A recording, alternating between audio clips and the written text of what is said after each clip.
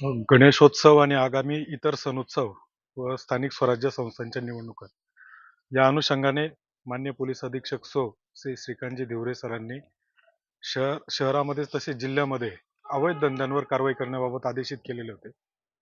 त्या अनुषंगाने आज रोजी स्थानिक गुन्हे शाखेतील अधिकारी अंमलदार यांना सहजीवन नगर शासकीय दूध डेअरीच्या पाठीमागे धुळे येथे बनावट दारू तयार करण्याचा कारखाना सुरू असल्याची गोपनीय माहिती मिळाली.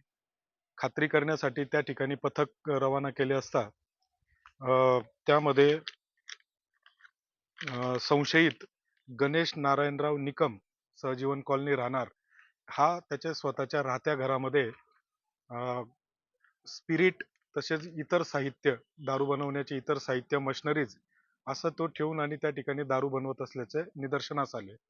त्या अनुषंगाने पंच बोलवून पंचांसमक्ष पंचनामा केलेला आहे. त्यामध्ये 3 मोठे ड्रम ज्यामध्ये जवळपास 800 लिटर स्पिरिट मिळून आलेले आहेत. त्याचप्रमाणे वेगवेगळ्या ब्रँडचे झाकण जे पॅकिंगसाठी आवश्यक असतात ते मिळून आलेले आहेत. पॅकिंग मशीन मिळालेले आहेत. त्यानंतर दारू बनवण्यासाठीचे इतर जे रसायन आहेत जसं कलर आहे, त्याला स्मेल येण्यासाठीचे जे काही लिक्विड आहे, असं सर्व सामान आपण त्या ठिकाणी जप्त केलेले आहेत.